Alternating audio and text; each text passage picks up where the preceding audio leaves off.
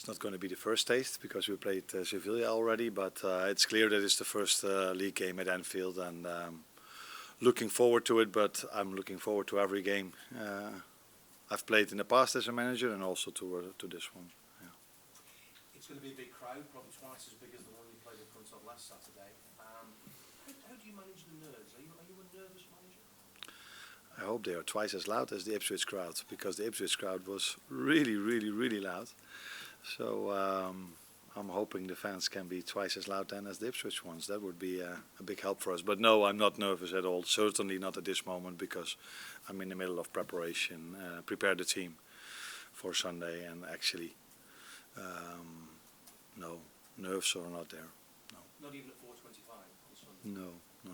No, it wouldn't be a good thing. If you've got nerves, then probably you don't trust what you did before. You just don't trust your team. And I trust what we as a staff do during the whole week to prepare the team in the best possible way, and I trust the team a lot as well, again on Sunday. I know you've been asked in recent weeks about new signings, and obviously you've been reluctant to talk about them.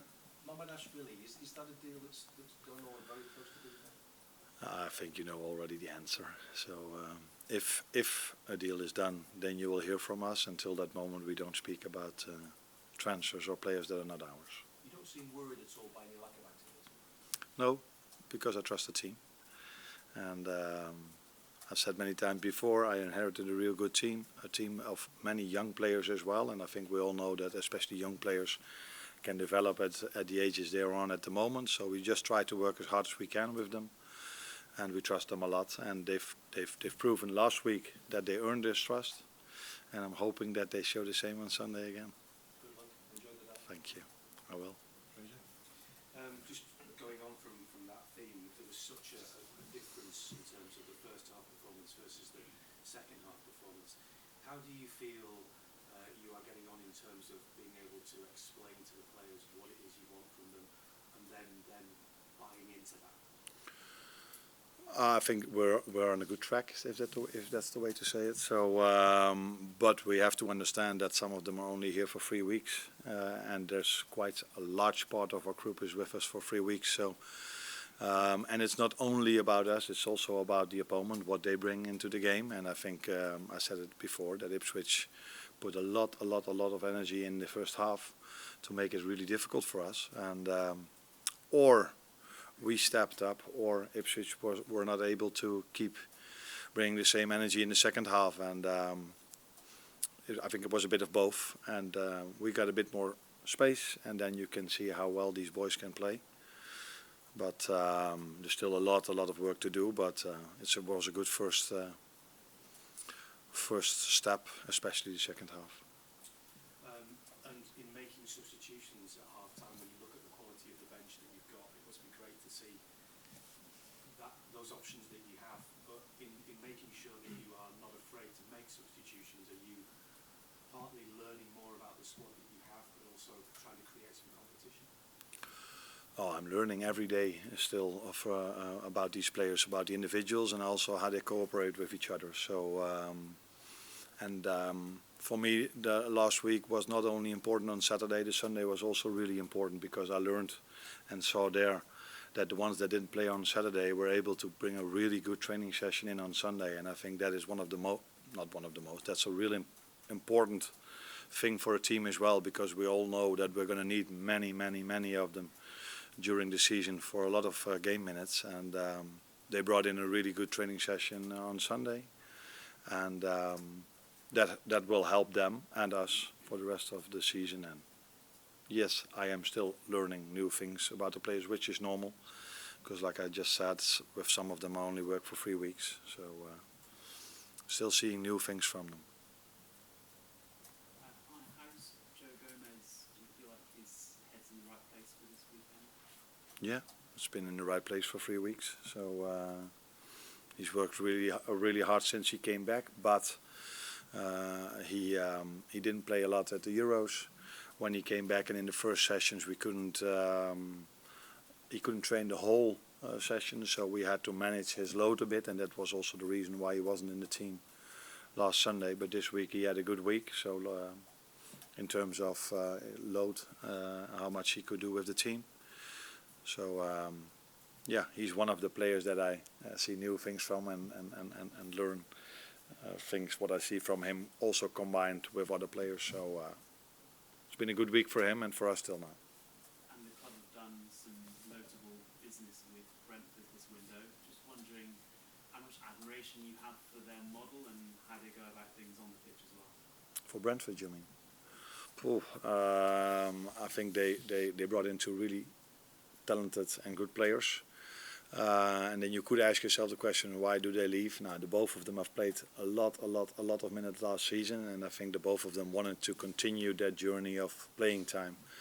And I think they were able to play for us, but there was so much competition in the positions they played that they wouldn't play every minute of every single game. And then it was a good deal. It's a real good deal for us, and I think it's a good deal for Brentford, and it's also a good deal for the players.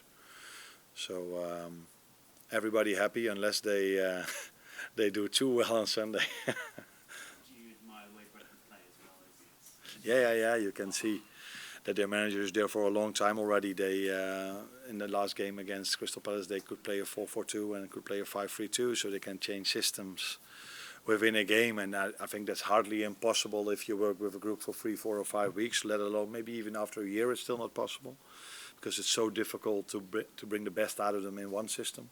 So if you can play two systems with them, yeah, you have to make the conclusion that Thomas Frank is doing a real good job over there for a lot of years already, and they played a real good first game as well as a good pre-season. So it's going to be a challenge for us on Sunday again to play them. How has Jarrell Quansah reacted since being taken off at half-time against Ipswich?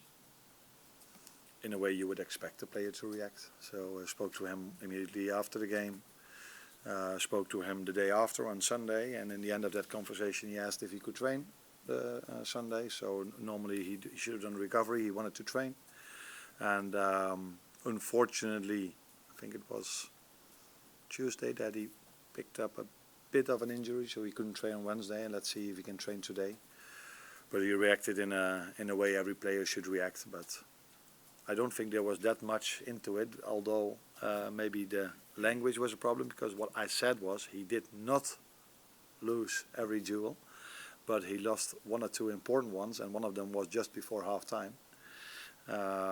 And from what's been told to me, it's like that I've said that he lost every duel, which he didn't. He did not do. We as a team lost too many duels, and he lost one or two as well. And this is also what I said to the team the day after. That it was not about Jarrell, that we as a team didn't do well. But in my opinion, the only threat at that moment from Ipswich was Dijk, and he won one or two important duels. And I was trying to get that strength out of their team by bringing in Ibu. And you sold a couple of younger players this transfer window. Some fans might be concerned that you might be letting some promising talent go a little too soon. Do you understand where they're coming from? Yeah, that's always a difficult one, because young players want to play as well, and if they want to develop, they have to play. And it's always like this, so they come through the ranks of the youth academy, and either then you're good enough to play for us many minutes, or you're still not there, or there's too much competition in your position. And I think still this team, which what we have a lot of homegrown players, and one of them trainer only is also training with us on a daily basis, but only 17 yet. So this club will always bring good youngsters, and it's always a challenge to find the right moment either to play them, or if they've played quite a lot of minutes, they want to make the next step in their career. And if that is not possible because Virgil van Dijk is playing here, or Mo Salah is playing here, or all the other top players are playing here, then it's the best for them and also for the club to let them go, because you always want to take care of your own interest, but you also have a responsibility to the players. And if they want to play somewhere and it's not possible for us, and they're not happy with 500 or 600 minutes, because these youngsters didn't play much Premier League games, they played a few games in the cup, then you have to, in my opinion, let them develop somewhere else. On centre-back situation, is it a case of 3 players competing for one place alongside Virgil, or do you see different players coming in like Saturday, different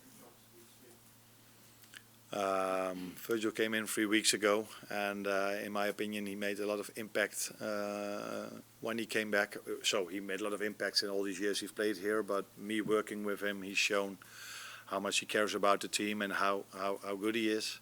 But for him, and the same with Mo, like all the others, they still have to bring their performances in.